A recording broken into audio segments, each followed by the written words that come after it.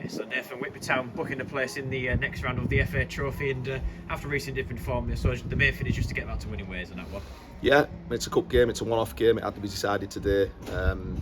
Hard place to come, heavy pitch, team doing well in the league below, they're a strong team here. Yeah, we're delighted with a 1-0 win.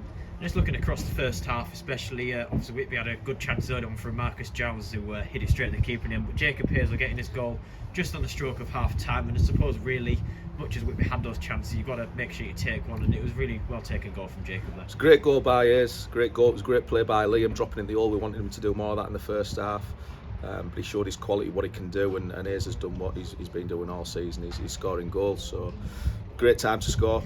Yeah, and just mention Liam Cook there as well. It obviously a change of shape as well this afternoon. Liam Cook dropping to that more number 10 role. That seemed to really suit his style of play there, especially as you saw with the assist for the goal as well. Yeah, the pitch didn't help in terms of how we really wanted to play for Liam in that position.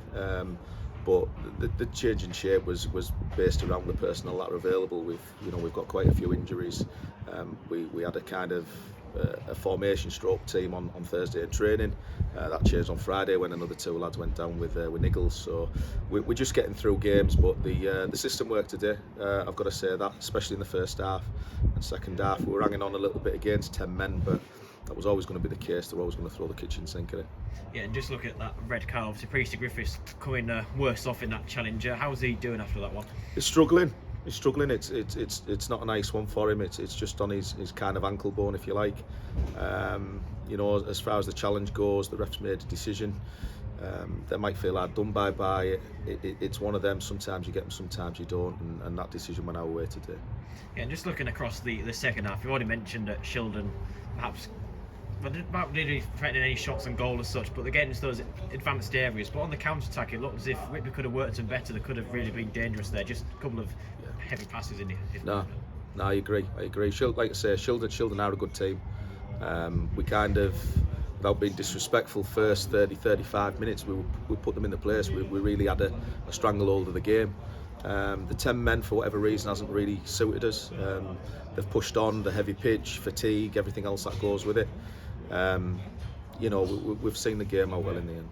Yeah, and obviously as well, we mentioned before about the amount of players that already got out injured, but Brad Fuster was one of those named, and he actually did manage to come on and made a sort of impact as well, trying to make those runs in behind, so it looks like he might be back sooner than expected. Yeah, well, we need Fuster's a great finisher. He's proved it at this level for quite a few years now, but unfortunately for us, he's had niggles from the beginning of the season. It's important we get him on the pitch more. It's important we can get him fit.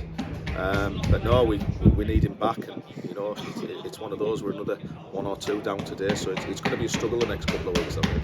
Yeah, we've seen in recent weeks how perhaps the injuries have played a part in the slight dip in form that Whitby have had, but this afternoon it seemed that they really all stuck together and dug in deep despite being a bit depleted in terms of numbers. Mental toughness. You've just said to the lads, credit to you, because at times they look like they were treading on water on a heavy pitch, but they've just got to keep going. It's mental, and it's something we want to improve on.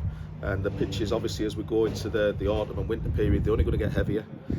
So you've got to get games like this where it's backs to the walls and you've just got to grind results out. So today was one of those days. Yeah, and just looking ahead now, quite potentially a big week in the terms of how the season could pan out. 2 away trips to Bamber are in the playoffs and Matlock top of the league. How are you feeling going to those 2 matches? Yeah, as confident as ever. We always say anybody can beat anybody in this league, and whilst Bamber and Matlock are having a great season, for by our standards we're having a decent season. It was brilliant up until a few weeks ago. We just need to hit that rich vein of form again, and we've got the players to do it. We don't fear anyone in the league. If we turn up on our day and we do what we know we can do, we're a match for anyone in the league. Thank you very much, Nathan.